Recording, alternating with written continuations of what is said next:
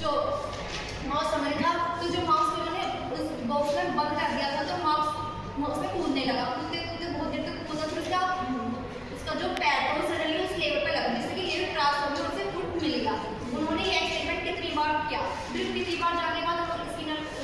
Rat को समझ आ गया कि उसने एक बार में ही लेवर दबा दे कि इससे दबाने से मुझे खाना मिल जाएगा। उसके बाद खोल तो फाइनली क्या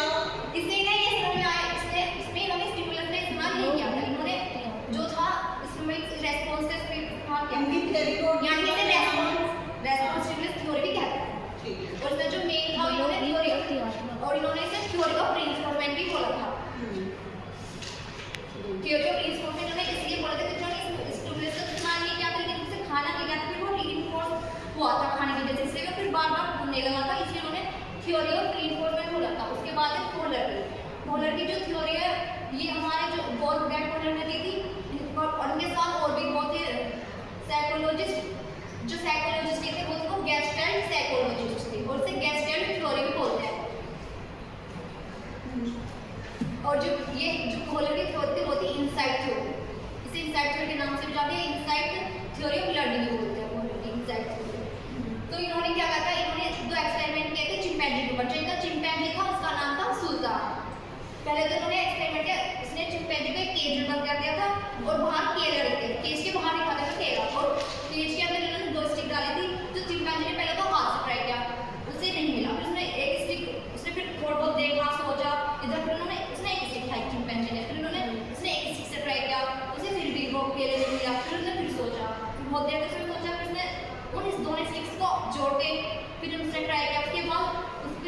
इसके बाद ना वो फिर केले के पास तक पहुंच गया, फिर उसने केले खींच लिए और खा लिए। ये एक्सपेरिमेंट फिर उन्होंने दोबारा किया, लेकिन उस बार इस बार इसने एक बार ही कर लिया था, ये रिपीट नहीं किया था, जैसे कि स्किनर ने रिपीट किया था एक्सपेरिमेंट, कोहलर ने रिपीट नहीं किया था। तो इससे ये समझ में आता है कि कोहलर जो है उन्होंने इस इनसाइट थ्योरी इसलिए बोला है क्योंकि इसमें कॉग्निटिव भी यूज है, क्योंकि एक बार में उसने समझ लिया था, एक बार में तो नहीं समझा, एफर्ट किया था उसने, उसके पास जो इंस्ट्रूमेंट इधर उधर रखे थे उनका यूज क्या करना है उसके बारे में तो उसने अपना परसेप्शन लिया था, उसने परसीव किया था, उसने परसीव किया था एक्शन के ऊपर। फिर उन्होंने एक एक्सपेरिमेंट किया दोबारा से, उन्होंने इस बार क्या किया, उन्होंने केक बार उन्होंने बॉक्स के अंदर कर दिया, ग्लू के अंदर ही उन्होंने केले टांग दिए थे, लेकिन वहाँ पर उन्होंने 3 बॉक्स रखे थे। तो उस 3 बॉक्स में पहले तो जो चिंपैंजी यानी सुल्तान था उसने पहले ट्राई किया ऐसे कूद के, लेकिन केले उसके पास नहीं आते, फिर उसने एक बॉक्स पहले फिर उसने मतलब आसपास देखा, फिर उसने बॉक्स देखा, फिर वो बॉक्स उठा के लाया, फिर वो बॉक्स के ऊपर रखा, फिर जब बॉक्स के ऊपर खड़े होने के बाद उसका हाथ नहीं पहुँच रहा था, वो फिर ऐसी मतलब उसने फिर अपने आसपास देखा, फिर सोचा समझा, फिर वो दूसरा बॉक्स ले आया, फिर दूसरे बॉक्स से भी उसका हाथ नहीं पहुँचा था, फिर उसने दोबारा से सोचा समझा, अपने चारों तरफ देखा, फिर तीसरा बॉक्स भी उठा गया, फिर उन्होंने तीनों बॉक्स को रखे तरफ पर, फिर वो उस तीनों बॉक्स पर चढ़ के फिर उसका हाथ पहुँच गया था केले तक, तो उसने केले ले लिया था। तो इन्होंने ये एक्सपेरिमेंट उन्होंने दोबारा किया था,